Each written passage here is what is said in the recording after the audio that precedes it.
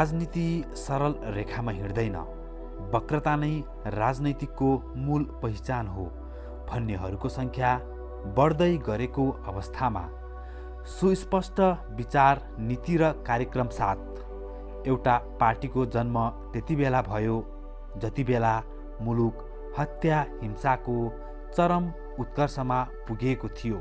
संसदवादी दलहरू बीचको टुटफुट र अवसरवादी दलदलमा राष्ट्रिय राजनीति नराम्ररी फस्न पुगेको बेला 2047 सालमा काठमाडौँमा भएको ऐतिहासिक भेलाले राष्ट्रिय राजनीतिमा दूरगामी प्रभाव पार्ने निर्णय गर्यो अनि जन्म भयो राप्रपा, राष्ट्रिय प्रजातन्त्र पार्टी। अरू दलभन्दा नितान्त भिन्न पृष्ठभूमि र विचार बोकेकै कारण स्थापनाको सुरुवातमै राप्रपामाथि चौतर्फी आक्रमण भयो। 2062-63 को सडक आन्दोलन ताका मुलुकमा निषेधको राजनीति फस्टाएपछि राप्रपालाई आफ्नो गतिविधि सञ्चालनमा समेत बाधा भयो। तर ढुङ्गाको काप फोडेर उम्रन्छ पिपल भने झैं सुस्पष्ट राजनैतिक कार्यदिशा, सक्षम नेतृत्वका कारण अनेकौं आरोह र अवरोधलाई छिचोल्दै राप्रपा अगाडि बढिरह्यो, आफ्ना एजेन्डा राष्ट्रिय राजनीतिको मूलधारमा स्थापना गर्ने भगीरथ प्रयासमा। आज हामी यसै राप्रपाका केन्द्रीय सदस्य काठमाडौँ क्षेत्र नम्बर 10 का राजकुमार केसीसँगको अन्तर्वार्ता देखाउन गइरहेका छौँ। राजकुमार केसी एक कुशल र मेहनती युवा जसको जन्म कृतिपुर नगरपालिका वडा नम्बर 4 मा भएको हो। बुबा पदमबहादुर केसी र स्वर्गीय माता भगवती केसीका सन्तानको रूपमा 2033 साल कार्तिक 10 गते जन्म भएको केसी सानैदेखि पढाइमा अब्बल विद्यार्थी थिए। उनी पढाइमा मात्र होइन, खेलकुदमा समेत अगाडि थिए। कुशल र मेहनती खेलाडीका कारण करातेबाट धेरै मेडल र पदक जितेका थिए राप्रपाका राजकुमार केसी राजनीतिमा मात्र नभएर समाजसेवा जस्तो काममा पनि अग्रसर थिए। आज हामी यिनै राजकुमार केसीको केही जानकारी यहाँहरूमाझ राख्न गइरहेका छौँ। उहाँको भनाइ जस्ताको तस्तै। यहाँ हाम्रो कार्यक्रममा स्वागत छ। धन्यवाद। मलाई पहिला चाहिँ यहाँको परिचय दिनुस् न। म राजकुमार केसी, काठमाडौँ कृतिपुर बस्छु। यही नै मेरो परिचय हो। तपाईँ चाहिँ अब राजनीतिक कर्मी पनि हुनुहुन्छ होइन? यो तपाईँ राप्रपा नेपालमा आबद्ध हुनुभएको चाहिँ कति भयो, अलिकति बताइदिनुहोस् न। त्यो म 2047 साल राप्रपा स्थापना कालदेखि नै निरन्तर छु र इकाइ सदस्यदेखि हार अहिले आएर नगर, जिल्ला, क्षेत्र, जिल्ला, नगर हुँदै केन्द्रीय कमिटीमा आबद्ध छु अहिले। जस्तै तपाईँ राप्रपा नेपालमा आबद्ध हुनुभएपछि देशका लागि के कस्तो योगदान र काम गर्नुभयो, अलिकति त्यो बताइदिनुहोस् न। हेर्नुहोस्, यो प्रजातन्त्र आएपछि गणतन्त्र आयो होइन, लोकतन्त्र विभिन्न तपाईँले हामी हेर्दै बस्नु जाँदाखेरि यो कम्युनिस्ट काङ्ग्रेसका हामीले सत्ता 2007 सालदेखिका कुराहरूदेखि लिएर हरेक कुराहरू हामीले हेर्दै बुझ्दै आउँदाखेरि विभिन्न कालखण्डमा विभिन्न सत्ताहरू आए, समीकरण भए। त्यसलाई देखिरहँदाखेरि विरक्त र निराशजनक स्थितिमा भयो। त्यसले गर्दा हामीले जनता र देशको लागि अब एउटा पृथक र नयाँ शक्तिको उदय हुनुपर्छ। त्यो भनेर हामी जस्तो युवाहरू त्यति बेला हामी अब 17-18 वर्ष 16 वर्षदेखि राप्रपामा आबद्ध भएर क्रियाशील हुँदै आएर आजको हामीले विभिन्न ठाउँमा विभिन्न तरिकाले विभिन्न देशले भइपरि आउने समस्याहरूलाई कसरी समाधान गर्न सकिन्छ भनेर विभिन्न कामहरू होइन, सेवाहरू देश र जनतालाई चाहिँ सुख हुने गरेर जनताको पक्षमै काम गरिरहेछन्। जस्तै राहतका कुराहरू भए, अब विभिन्न पीडामा परेकालाई औषधि उपचारका कुराहरू प्रत्यक्ष रूपमा गएर व्यक्तिगत र सामूहिक तरिकाले हामीले गर्दै आइरहेका छौँ। जस्तै अब अहिले सरकार त हाम्रो एमालेको छ होइन? हजुर। अब उहाँहरू काम गराए शैलीको बारेमा के बताउनुहुन्छ? केही गुनासो छ? केही गुनासोहरू के छ भने छ नि, यो जनताले यो गणतन्त्र आइरहँदाखेरि, प्रजातन्त्रलाई भनिराख्दाखेरि जनताले ठुलो अपेक्षा गरेका थिए। अब यो गणतन्त्र आएपछि, यो लोकतन्त्र आएपछि तुरन्त जनतालाई घाँस बाँसको सुसूचित हुन्छ र जनताले अब दुःख पाउँदैनन् भन्ने सोच र विचार जनतामा एकदम आशावादी थिए। आज यो आशा यस्तोसम्म निराशामा परिवर्तन भयो कि उहाँले आफ्नो व्यक्तिगत स्वार्थ जनता र देशको भन्नलाई नगरिकन आफ्नो र आफन्त। तपाईँलाई म के जोड्न चाहेँ भने अहिलेका यो गणतन्त्रवादी नेताहरूले भएका सम्पूर्ण आफ्ना दाजुभाइ दिदीभाइ आफ्ना जुन नागरिकता जतिले ल्याएको छ नि त्यतिलाई रोजगारिता दिएका छन् र कुनै पनि जो नागरिकता पाउन साथ उनीहरू योग्य भए नभए तापनि भएका त ठिकै छ नभए तापनि उनीहरूलाई आफ्नो शक्ति र आफ्नो पावर र पोस्टको दम्माले उनीहरूलाई राजनीति नियुक्ति देखिरहेको होस्, सार्वजनिक संस्थामा होस् वा कुनै पनि मा नियुक्ति दिएर आफ्ना दाजुभाइ दिदीबहिनीहरू आफन्तहरूलाई सबलाई दिएर यिनीहरूले आफ्नै के भन्छ नि आफ्नै खल्ती मात्र भन्ने काम गरेका छन्, अरू केही गरेका छन् यिनीहरूले। तसर्थ यो कुनै पनि हालतमा अब यो सही हुँदैन। जनता र देशको लागि नै हो नि त प्रजातन्त्र चाहिने, गणतन्त्र चाहिने। जब जनतालाई हुँदैन भने, देशलाई हुँदैन भने यो गणतन्त्र यो कम्युनिस्ट तन्त्रहरू के काम? यो कम्युनिस्ट तन्त्र होइन, कम्युनिस्ट तन्त्र भइरहेको छ अहिले। किनकि आफ्नो मान्छेलाई तपाईँको रोजीरोटीको व्यवस्था गर्ने, अब सिङ्गापुर बनाउँछु भने झिङ्गापुर बनाउने यस्ता प्रविधिले देश चल्छ? देशमा कुनै राम्रो काम गरेछ? तपाईँ भन्नुहोस्।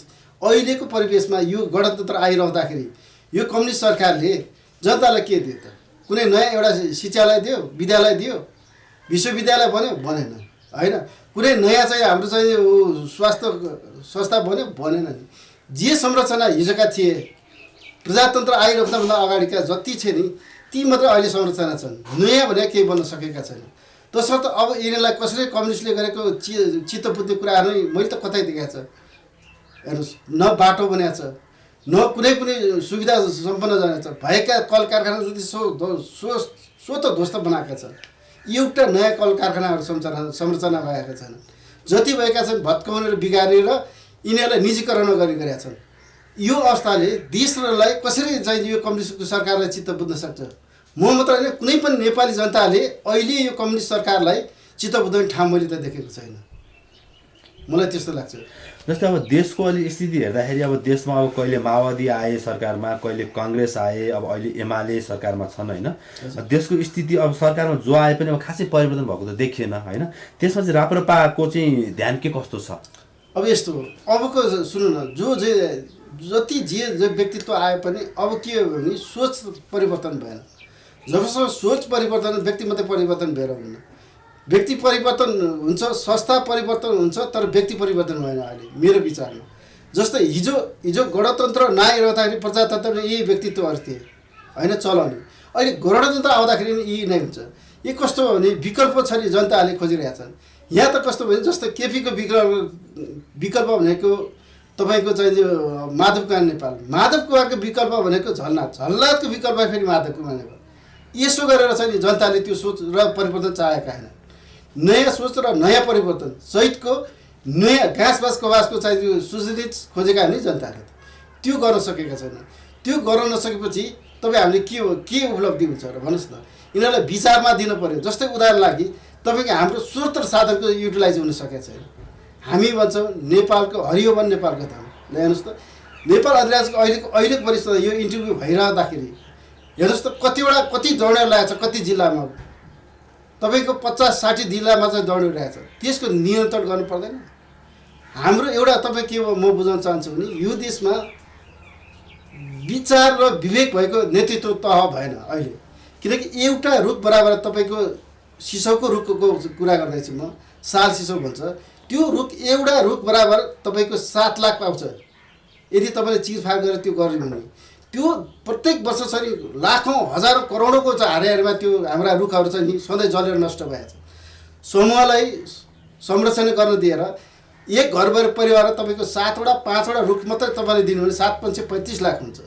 यदि त्यसो गरेर चाहिँ जनतामा त्यो विश्वास भावना विचार दिन सक्यो भने होइन त्यो संरक्षण हुन्छ र चाहिँ कुनै पनि तपाईँ हामी जनताहरू त्यो जङ्गलमा जाँदाखेरि ढडेलो लाग्छ भन्ने हो चाहिँ सलाई र लाइटर भन्ने कुराहरू त्यस्ता कुराहरू छ नि घरमा थन्काएर मात्रै त्यो जङ्गललाई छिर्ने। त्यस गरेर चाहिँ जनताको चाहिँ स्तर उन्नति बढाउन सकिन्छ। रुखपातै तपाईँले हामी यो देशलाई धेरै माथि पुर्याउन सकिन्छ। राप्रपाको योजना भने यस्तै तपाईँ जलस्रोत छ, पानीको चाहिँ दोस्रो तेस्रो धनी भन्छौँ हामी, पानीको संरक्षण गरेका छैन। यहाँ प्रत्येक चाहिँ खोलाहरू सबै झोलामा हालेका छन्। यो कम्युनिस्ट सरकारले प्रत्येक व्यक्ति र चाहिँ माफियाले चलाएर माफिया तन्त्र भएको छ। सबै खोलाहरू झोलामा छन्। राम्रा काम गर्ने व्यक्तिले त्यसको लाइसेन्स पाएको छैन। जसको आफ्नो चाहिँ अधीनमा छ, आफ्ना पार्टीका कार्यकर्ता छ, तिनीहरूले चाहिँ लाइसेन्स प्राप्ति गरेका छन्। यस गरी देशको उन्नति हुन्छ। हाम्रो राप्रपाको योजना भनेको यस्तालाई तसनस गरेर अब नयाँ शक्ति, नयाँ विचार, नयाँ एउटा विचारका सहित राष्ट्रिय राजनीतिमा यो राष्ट्रवादी धाराहरू हामीले तयार गर्दैछौँ र त्यही नै हो हाम्रो लक्ष्य भनेको। यसैले हामीले लैजान्छौँ। जस्तै तपाईँले अब नयाँ योजना राष्ट्रवादी धारहरू अब तयार पार्दै हुनुहुन्छ होइन, अनि कसरी चाहिँ अगाडि बढ्ने, कसरी चाहिँ त्यो ठाउँमा पुग्ने चाहिँ लक्ष्य लिनुभएको छ त्यो बताइदिनुहोस् न त। यस्तो अब हाम्रो लक्ष्य भनेको प्रत्येक विद्यार्थी लेभलदेखि अब हाम्रो योजना छ। अब अहिलेको पार्टीको रणनीति भनेको क्रियाशील सदस्य बनाउने, गाउँ टोल र क्षेत्र, नगर र जिल्ला र केन्द्रसम्म पुग्ने योजना हो। तपाईँ ग्रास लेभलदेखि लिएर हाम्रो छ नि कुन व्यक्ति, अब जस्तै उदाहरणलाई तपाईँको धेरै कुराहरू छन्। जस्तै कम्युनिस्टहरूले आश्वासन मात्र दिए, जनतालाई भन्छ नि यी लड्डु बाँडेर खान्छन्, दिउँसै लड्डु बाँडेर खानेहरू, यी जनतालाई केही खुवाउने छैन, आफू मात्र खान्छ। तर हाम्रो सोच भने त विभिन्न, जस्तै उदाहरणलाई अब देशलाई लैजानको लागि जस्तै हाम्रो देशले के दिएको छ त हामीलाई, वन जङ्गल र जल जमिन र जङ्गल भन्छ नि, यसलाई युटिलाइज गरेर हामीसँग जे छ त्यसलाई युटिलाइज गर्ने हो नि त। देशलाई माथि र उन्नति लैजान त हाम्रो स्रोत साधनले गर्ने हो नि त। बाहिरबाट आएका जति जे पनि केही छेडको लागि हो नि। र जस्तै उदाहरणलाई म धेरै कुरा भन्नु चाहन्छु। जस्तै हामीले विभिन्न ठाउँबाट काठका कुरा गऱ्यौँ, मैले अघि छोडेँ। हामीले अहिले तपाईँको काठ गर्नु छ भने मलेसियन काठहरू चाहिँ युटिलाइज गरिरहेको छौँ। हाम्रा काठहरू जति सबै ध्वस्त भइरहेको छ होइन। केही सीमित व्यक्तिहरूले र केही माफियाहरूले र यो पार्टीमा आबद्ध भएका कम्युनिस्टहरूले र काङ्ग्रेसले यो लुटेर खाइरहेछन् भने अरू जनताहरूले चाहिँ केही एउटा घरमा तपाईँ सुन्नु, हामीलाई के सम्म बाध्यता गरेका छन् भने अहिलेको अवस्थामा तपाईँले हामीले जङ्गलमा जाँदाखेरि एक भारी जनताले दाउरा ल्याउनु पाउँदैन होइन। अनि ग्यास बाल्ने वातावरण चाहिँ हामीले इन्डियाका ग्यासहरू ल्याएर चाहिँ बाल्ने बाध्यता बनाएको छ। यस्तो रणनीतिको साथ चाहिँ देशलाई लुट्ने र चुस्ने काम गरेको कम्युनिस्ट सरकारले गरिरहेको छ र हामीले यसलाई चाहिँ परास्त गर्ने हो। हामीले परास्त गरेर नयाँ सूत्र, नयाँ विचार, प्रत्येक घरका छ नि हाइजेनिक भन्छ नि, खाना पकाउनको लागि हामीले दाउरा युज गर्नुपर्छ। तर सडेका गलेका दाउराहरू होइन, उभाएकाहरू, त्यसलाई युटिलाइज गर्ने हो र देश र जनतालाई कसरी सुविधा हुन्छ त्योतिर लाग्ने हो। त्यसरी हामी चाहिँ अगाडि बढेका छौँ, रणनीति गरिरहेछौँ। र हामीले चाहिँ ढुङ्गाहरू जस्तो भन्छन् त्यसलाई पिसेर हुन्छ कि होइन, त्यसलाई चाहिँ यो जस्तै यो चट्टान ढुङ्गाहरूलाई चाहिँ गराएर जस्तो सिलौट जस्तो बनाएर तपाईँको यहाँ छाप्ने ढुङ्गाहरू, घर छाप्ने जस्ता त्यस्ताहरू बनाएर अब यो देशको त्यो डाँडा काँडा भएको देश हाम्रो, यी ढुङ्गालाई नि युटिलाइज गर्ने हो कि होइन। रोडा बनाएर विदेशमा जस्तै चाहिँ हाम्रो इन्डियामा धेरै चाहिँ गइरहेछन् अहिले रोडाहरू, चोरी निकासी भइरहेको छ। त्यसलाई के भने यो राष्ट्रले पाउने गरेर, व्यक्तिले भन्दा नि समुदायले पाउने गरेर, जनताले पाउने गरेर, जनताका छोराछोरीलाई हुने गरेर, करसहितको हुने गरेर यो रणनीति गराएर ढुङ्गाको युटिलाइज गर्नु पऱ्यो, पानी चाहिँ पानी गर्नु पऱ्यो, जङ्गल चाहिँ जङ्गलको गर्नु पऱ्यो। हरेक कुराको छ नि युटिलाइज गरेर देशलाई उन्नतितिर लैजाने हाम्रो सोच छ। जस्तै अब जति पनि अहिले सरकारमा जानु पहिले यो गर्छु त्यो गर्छु देश विकास गर्छु भनेर भन्नुहुन्छ, पछि त्यो ठाउँमा पुगेपछि विकास गरेको हामी केही पनि देख्दैनौँ कि होइन।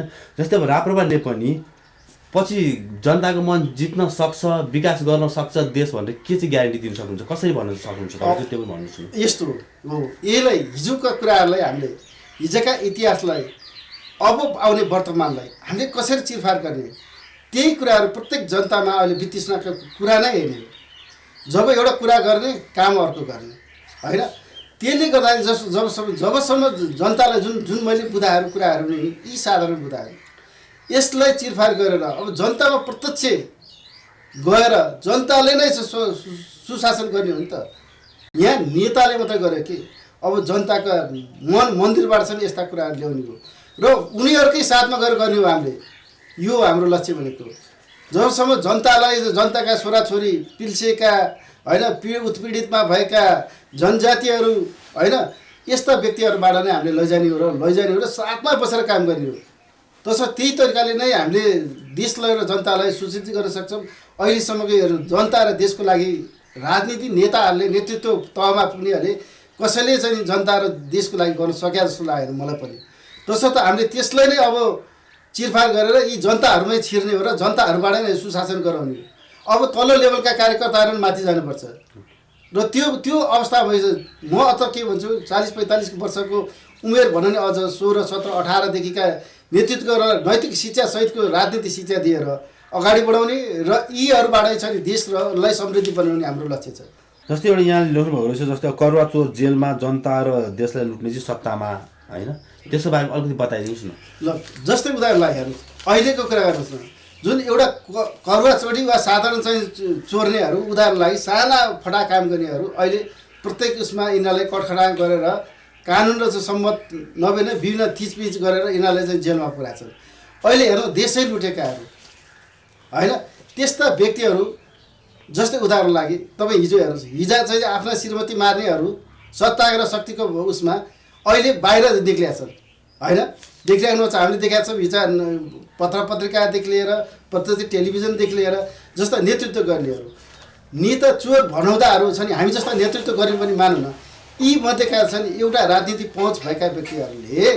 तपाईँको उदाहरण लागि म अर्को केही भन्छु भने, संविधानका कुराहरू चाहिँ पार्टीका कुराहरू गर्दाखेरि हामी दस्तावेजमा एउटा कुरा लेख्छौँ, सुशासन ल्याउँछौँ, जनतालाई थिचमिच गर्दैनौँ, होइन? जनताको रोजगारीको सुनिश्चित गर्छु, घाँसको ग्यारेन्टी दिन्छु, खै त त्यो गरेको। यी यस्ता कुरा गर्ने र जनतालाई त्यो जुन आश्वासन दिने, आफ्ना चाहिँ जो घोषणापत्रमा लेख्ने र कार्यान्वयन गर्ने, यी पनि त चोर फटा होइन? यो गरेको त फटाइ हो नि। र यी चाहिँ छैन, कहिले चाहिँ पऱ्यो र अरूले नचाहिँदो जनताको बलात्कार गर्ने जस्तै विभिन्न ठाउँमा देखिरहेका छन्। बलात्कारी यी पन्छेर बसेका छन्। यी राजनीतिका हैसियतले राजनीतिका सञ्चालन गरेका व्यक्तिको नाताले जस्तै अहिले हाम्रा पन्त बहिनी जस्ता बलात्कार, यिनलाई के यो देशले चाहिँ उ गर्नु पर्दैन, संरक्षण गर्न सक्नु पर्दैन, यिनको चाहिँ उ गर्नु पर्दैन? यी खै त यी चाहिँ कहिले चाहिँ जेलमा परे त? तसर्थ यी चाहिँ नि करुवा चोर चाहिँ जेलमा जान्छ। यी बलात्कारीहरू, भ्रष्टाचारीहरू यता हेर्नुहोस्, तपाईँको हरेक घर जग्गादेखि लिएर छ नि हाम्रो के अरे यो बालुवाटार काण्ड, यी खै त जेल जानु पर्दैन? यिनीहरूले आफूले गरेका कुकर्महरूलाई गएर म सरकारमा संरक्षण गरेँ फिर्ता गरेँ भन्दा यी जेल जानु पर्दैन? गल्ती गर्ने, चोर्ने, फटा गर्ने, ती चाहिँ जेल जानु नपर्ने, होइन? अनि किन मैले फिर्ता गरेँ, मैले गलत गरेँ भन्दै यी चाहिँ जेल जानु पर्दैन? यो कुरो चाहिँ गाठी कुरो चाहिँ यही हो। यी जबसम्म यस्ता व्यक्तित्वहरूलाई, होइन, सत्तामा शक्ति भएका मान्छेहरू चाहिँ जेल जानु नपर्ने, अनि साधारण मान्छेले जेल जाने, यो कदापि हुन सक्दैन। यो राष्ट्रिय प्रजातन्त्र पार्टीले यस्ता कुराहरू घोर विरोध गर्छ र यिनीहरूलाई जेलमा लैजानुपर्छ भन्ने हाम्रो पूर्ण विश्वास र चाहिँ हाम्रो मान्यता र ठम्मै हो। जस्तो अब यहाँ त अब समाजसेवी पनि हुनुहुँदो रहेछ, होइन? अलिक समाजसेवी अब के गर्नुभयो यहाँले योगदान, त्यसको बारेमा अलिकति बताइदिनुहोस् न। हेर्नुहोस्, सर्वप्रथम हामी सानो हुँदाखेरि समाजमा क्लबमा लागेर पनि समाजमा भएका विकृति, जाँड रक्सी, जुवा, तास यस्ता कुरालाई कसरी आफ्नो स्थानीय तहलाई, होइन, संरचना गर्ने, यिनीहरूबाट चाहिँ टाढा लैजाने, होइन, आफ्नो इलाकालाई कसरी बनाउने, बाटो घाटो, होइन, पानी पँधेरो जस्तो यी कुराहरूमा हिजो हाम्रा बुवा बाजेदेखि गर्दै आएका र त्यो प्रेरणाले आज हामी लागिरहेछौँ समाजसेवामा। र त्यसै गर्दाखेरि अब जस्तै बाटो भयो, जस्तै मैले राराइलदेखि हाम्रो गाम्चा भन्ने छ, किर्तपुर नगरपालिकाको वार्ड नम्बर 4मा पर्छ अहिले, त्यो बाटो हामी लगायतका, म लगायतका मेरो टिम 4-5जना साथीहरूले व्यक्तिगत खर्चले पनि 2-3 किलोमिटर बाटो बनायो। किनकि त्यो नियाबस्ती त्यो एकदम पिछडिएको, यो दक्षिण भेगको किर्तपुर नगरपालिकाको भन्दा छ नि दूर दराजको छ नि, यो सुदूरपश्चिम जस्तो देखिन्थ्यो। त्यहाँ सिधै बाटो जानुपर्ने, घुमेर आउनुपर्ने, 1 किलोमिटर 2 किलोमिटर बाटो घुमेर मात्रै त्यहाँ जानुपर्छ भने सिधा हामीले राराइल टु त्यो गाम्चा भन्ने ठाउँसम्म लग्यो। यस्ता बाटो हाम्रो व्यक्तिगत खर्चले गऱ्यो। जस्तै भइपरि आउँदा जस्तै भूकम्प आए, भूकम्प आउने व्यक्तिगत तरिकाले मैले यहाँ क्विन्टल चामलहरू, पाल तिरपाल, लुगा लत्ता कपडाहरू सम्पूर्ण चाहिने यो जनता र यो 10 नम्बर क्षेत्र, काठमाडौँ जिल्लाको 10 नम्बर क्षेत्र, दक्षिण काली, किर्तिपुर, चन्द्रगिरी जस्तो लगायतका यी नगरपालिकाहरूमा हामीले चाहिँ व्यक्तिगत र सामूहिक तरिकाले मेरो नेतृत्वमा म लगायतका पार्टीका साथीहरू होइन समाजसेवीहरू सबै मिलेर पनि हामीले गर्दै आएका छन्। अब यो जस्तै भूकम्पका कुरा गर्दाखेरि हिजो भूकम्प के अरे भूकम्प त भइ नै हाल्यो। कोभिडका विषयमा पनि जस्तै किर्तपुर नगरपालिकाका हाम्रा मेयरज्यूले गर्दिनँ भन्दाखेरि एभिन्यू टेलिभिजनमा हाम्रो किर्तपुरमा पनि धेरै हङ्गामा थियो। विद्यार्थीहरूलाई राहत नदिने कुरामा हाम्रो भित्र पर्दैन, हामीले अहिले विद्यार्थीले दिन सक्दैनौँ भन्ने कुरामा एभिन्यू टेलिभिजनले तपाईँको उहाँलाई डाकेर कुरा गर्दाखेरि उहाँले सक्दिनँ भन्दाखेरि त्यो नेतृत्व मैले गरेँ, ल म सक्छु र मैले गर्छु। जनता हुन्, एउटा विद्यार्थी दूर दराजका विद्यार्थीहरू होइन आएर किर्तपुर भेगमा बसेका छन् र उहाँहरू सक्षम जुन पैसा भएका आफ्ना पैसा भएको रहेछ नि आफ्नो जिल्लाहरूमा जान सक्ने सब विद्यार्थीहरू गए। दूर दराजका रहेछ नि निमुखा विद्यार्थीहरू आफ्नो ठाउँमा जान नसक्ने, त्यहाँसम्म जानलाई 2-4 हजार खर्च गरेर जान नसक्ने विद्यार्थी बसेर हाम्रो किर्तपुर नगरपालिकामा बसेर पढिराख्ने विद्यार्थीहरूलाई अब तपाईँको एकदम स्थिति नाजुक भएको रहेछ होइन। यत्रो दिन लकडाउन भए, तहस नहस भएको छ, कुनै पनि ठाउँ छैन, बजार खुलिया छैन, पसल खुलिया छैन, किन्ने ठाउँ छैन, उताबाट पैसा पठाउने ठाउँ छैन, आइएमआईहरू खुलिया छैन। त्यो अवस्थामा मैले लगभग 5-6 हजार विद्यार्थी लगायतका स्थानीय लेभलमा तपाईँको म लगायत मेरो आफ्नो व्यक्तिगत पैसा र सामुदायिक जुन सुन्तली फाउन्डेसन, तपाईँको एकता बुक्स, त्यसपछि आएर तपाईँको इको इन्सुरेन्सका सिओ अशोक कुमार श्रेष्ठ, तरकारी बजारका तपाईँको साथीहरू, अनिखेरि त्यो हाम्रो के अरे हिमाली ट्रस्ट लगायतका साथीभाइहरू र समूह मिलेर यहाँका स्थानीय लगायतका विभिन्न ठाउँमा बसेका स्थानीय वा श्रमजीवीहरू लगायतका विद्यार्थीहरूलाई राहत हामीले एकदम यो किर्तपुर इलाकामा कोही भोको नपरुन्, कोही चाहिँ उ नहुनु भने औषधि उपचार सहितको लत्ता कपडासम्म पनि हामीले चाहिँ यो अवस्थामा आवश्यक परेको बेला सधैँ सिवारमा धर्ममा लागिरहेका छौँ हामी। भनेपछि यहाँका वासीहरू यहाँको सेवाप्रति एकदम खुसी र सन्तुष्ट छन्। जहाँसम्म लाग्छ हेर्नुहोस्, आफैले त्यो भन्न त नमिल्ला, तर जनताको मन मस्तिष्कमा चाहिँ खुसी नै छन् जस्तो लाग्छ। त्यो त समयले त्यो बताउँछ र भोलि आएर हेर्नु हामी राजनीतिकर्मी यो चुनावले भन्ने कुरा हुन्, मैले कति जनतालाई सेवा गरेर चाहिँ जनताले मलाई कति विश्वास गर्छन् भन्ने कुरो अब समयले देखाउँछ। जस्तै अब अहिले हेर्नुहोस्, अब हामी देखिरहेको छौँ धेरै अब जिल्लाहरूमा अब जनताहरू राजा आऊ, देश बचाऊ, राजा चाहियो भनेर नाराहरू हामी देखेको छौँ। त्यत्तिकै जुलुसहरू पनि धेरै नै एकदम बृहत जुलुसहरू पनि देखेको छौँ होइन। कि अब अहिलेको स्थितिमा अब के राजा फेरि आउन सक्छन् त? यो सजिलो छ त राजा आएर फेरि देश चलाउनको लागि, देश बचाउनको लागि के अब सम्भव छ? अब निश्चित रूपले सम्भव छ। कसरी भन्नुहोस् न, तपाईँको माओवादी होइन, एमाले, मार्क्सवाद, लेनिनवाद र माओवाद यी एकीकृत भएर छ नि यो राष्ट्रिय नेपालमा शासन चलाउन सक्छन् भने एउटा जिउँदो संस्था, राज संस्था भनेको यस्तो संस्था कि यो देशलाई निर्माणकर्ता, जबसम्म यो देशलाई बचाउने यत्रो 2100-2200लाई राज्यलाई एकीकृत गराएर यो एकीकृत गर्ने राष्ट्रिय राजा यो संस्थालाई चाहिँ मारेर अरू विभिन्न वादीहरू चाहिँ मिलेर भने के राजावादी रहेछ नि यो प्रजातन्त्रवादी गणतन्त्रवादीहरू सब मिलेर यो देशलाई चाहिँ सुशासन गर्न सकिन्छ। अबको जनताको माग नै हो, जबसम्म यो कुनै पनि पक्षलाई बाहिर राखेर देशमा सुशासन गर्छु भन्ने सोच्छ भने त्यो दिवा सपना मात्रै हुन्छ। कुनै पनि हालतमा एउटा पक्षलाई बाहिर राखेर देशलाई सुशासनमा ल्याउँछु भन्नु त्यो मूर्खता हो। यही मूर्खताले गर्दा देशको विकास गर्न सकेको मेरो विचारमा र यो राप्रपाको ठाउँमा पनि हो। जबसम्म राज संस्था सहितको चाहिँ यो प्रजातन्त्र भन्ने गणतन्त्र भन्ने सबलाई समेटेर एउटा राष्ट्रिय शक्तिको आवश्यकता छ। जबसम्म राष्ट्रिय शक्तिको कल्पना गर्दैन, यसलाई चाहिँ युटिलाइजमा गर्न सक्दैन, समग्र रूपमा चाहिँ तपाईँ हामीले एकीकृत गरेर लैजान सक्दैनौँ, तबसम्म कुनै पनि हालतमा यो देशमा सुशासन हुँदैन र राष्ट्र र जनताहरू छ नि देश र जनताको हेर्ने भने कसले त? राजा भनेको एउटा कुरो तपाईँलाई म स्पष्ट के बुझाउन चाहन्छु भने आज राजा भनेको घरबेटी हो र नेता तपाईँ हामी नेता बनाउँदाहरू सबै डेढावाला हुन्। जब यो घरको माया जति घरको धर्नेलाई हुन्छ त्यति माया डेढावालालाई हुँदैन। तपाईँ हामी नेता बनाउँदाहरू कुनै पनि पार्टीका नेता बनाउँदा घर डेढावाला मात्रै हो, डेढामा बस्ने हो। यो आवश्यक पर्छ यो राम्रो भने अर्कोमा जाने हो, अर्को यदि राम्रो यो घर राम्रो भएन भने तपाईँलाई इच्छा बुझेन अर्को घरमा सर्ने होइन र राजा बनाए घर छोड्दैनन्। कुनै पनि यसमा एउटा सम्मानित तरिकाले यो देशमा राजाको आवश्यकता छ। राजा बिना यो देश चल्न सक्दैन। अभिभावकको नेतृत्व उहाँले गर्ने हो, राजनीति तपाईँ हामीले गर्ने हो। तसर्थ राजा बिनाको देश चल्दैन, यो अब सम्भवै छैन। अब छिटोभन्दा छिटो निर्णय चाहिँ राजाको पक्षमा र राजा जनता र राजा मिलाएर यो देशमा एउटा निर्माण शक्ति छ नि, देशको सुशासन गर्ने हो भने राज संस्थाको अति आवश्यकता छ, संस्थाको आवश्यकता छ। त्यसमा जो पनि राजा हुनसक्छ, जस्तै राज परिवार मध्येबाट होइन, यो राजा ज्ञानेन्द्र हुन सक्छन्, धीरेन्द्र तपाईँको नयाँ चाहिँ हाम्रो युवराज हुन सक्छन्। तसर्थ यो छ नि अबको चाहिँ राजालाई पाखा पाल्ने वा राजनीति नेताहरूले गणतन्त्र भनाउँदाहरूले वा म गणतन्त्रवादी हो, लोकतन्त्र भने लोकतन्त्रवादी हो भनिराख्दाखेरि यो देशको सुशासन हुँदैन, यो देश चल्न सक्दैन। किनकि एउटा जिउँदो शक्ति हो राज संस्था भने।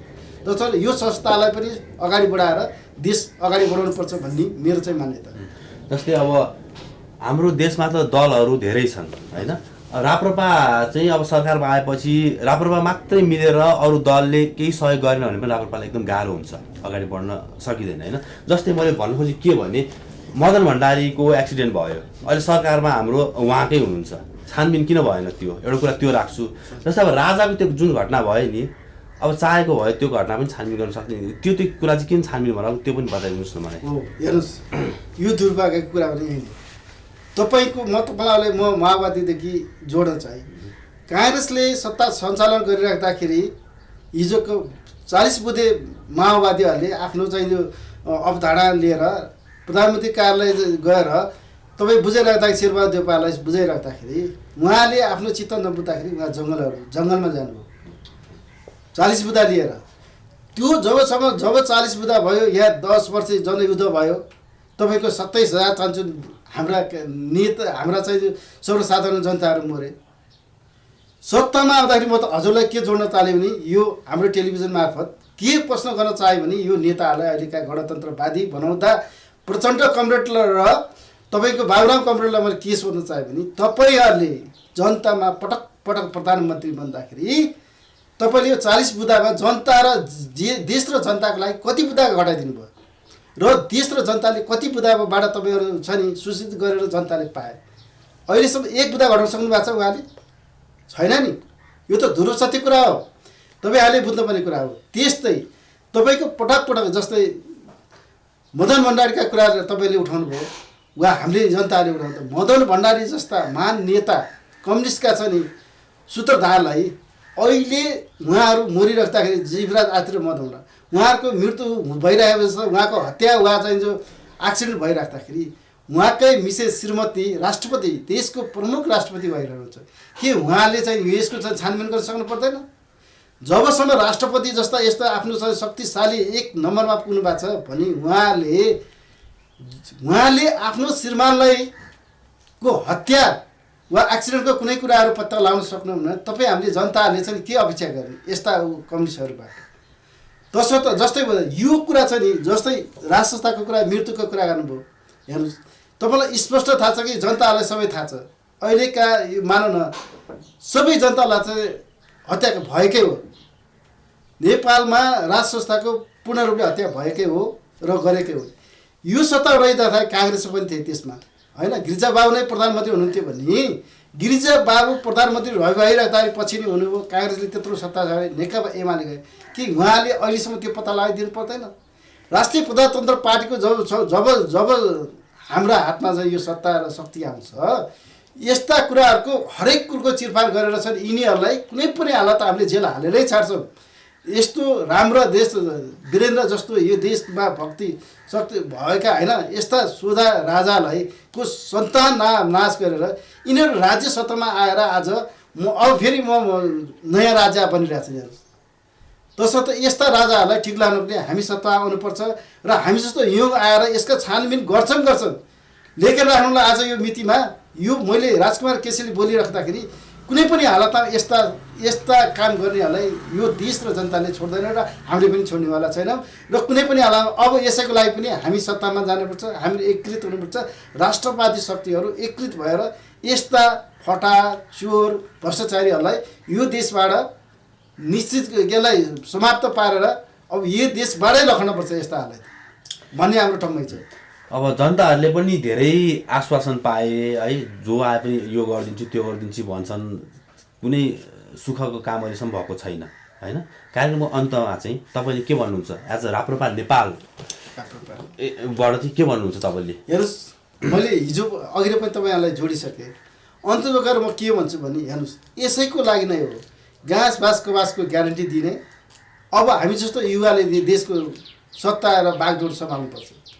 यिनीहरूको सुचिन्हित गरेर यिनीहरूलाई चाहिँ अबको जनताको जीवन स्तर कहाँबाट कसरी जान सक्छ भन्ने होइन, जल जमिन जङ्गल यी लगायतका कुराहरू। तपाईँको पाहाडमा चाहिँ हेर्नुहोस्, यत्रा पाहाडै घेरेका देशहरू, हामी विदेशबाट औषधि निर्यात ल्याउनुपर्छ होइन। ओसार पसार चाहिँ करोडौँ रुपियाँहरू हामीले पठाइरहेछौँ विदेशमा। अब जडीबुटीका इस्तेमाल सङ्कलन गरेर यो देशमा हरेक जे छ, जो अवस्थामा जे छ त्यसलाई नै हामीले एकीकृत गराएर संरचना तिनीहरूको चाहिँ तपाईँ के भन्छ नि जम्मा गरेर अब यो देशलाई एउटा समृद्धितिर लैजानुपर्छ। हेर्नुहोस्, जबसम्म युवाहरू लाग्दैन तबसम्म देशमा समृद्धि हुँदैन। तपाईँको हाम्रो देशका प्रत्येक महिनामा तपाईँको 5-7 हजार 8-10 हजार युवाहरू चाहिँ विदेश जान्छन्। त्यसलाई रोकेर रोजगारी गर्नुपर्छ, रोजगारी दिने। जस्तै उदाहरण मैले अहिले तपाईँलाई भने हामीले मलाम लाउने काम गरिरहेछौँ। युवाहरूले अहिले भइपरि आउने अवस्थामा हामीसँग जे अवस्थामा छ त्यो सहयोग गरेर यहाँ गर्ने कृषिको काम गर्नलाई हामीले प्रोत्साहन गरिरहेछौँ। हेर्नुहोस्, यहाँ धेरै कामहरू हामीले गऱ्यौँ, समूह मिलेर कृषिका कुराहरू गऱ्यौँ। तपाईँको चाहिँ जो बाख्रा पालन भए। अर्को कुरा म जोड्छु, हाम्रो यो समूहले कृतु नगरपालिकामा मैले हो यो एउटा म तपाईँलाई जोडेँ कि कुकुर खेतीबाट पनि राम्रो प्रगति हुन्छ र चाहिँ जनताहरूलाई इस्टाब्लिस गर्न सकिन्छ भन्ने अभियानमा कृतुमा हेर्नुहोस् अहिले 100 रोपनीमा लगभग 100 कुकुर पालन भइरहेछ। त्यसको प्रोत्साहन र त्यसलाई मैले नै धेरै योगदान गरेर अहिले एउटा बच्चावाला त 25,000 30,000 गर्छ र विदेश जानबाट हामीले यस्ता कुराहरूबाट रोकिरहेको छौँ। हरेक जनताले कसरी अब रोजगारीमा ल्याउन सकिन्छ भन्ने सोच छ।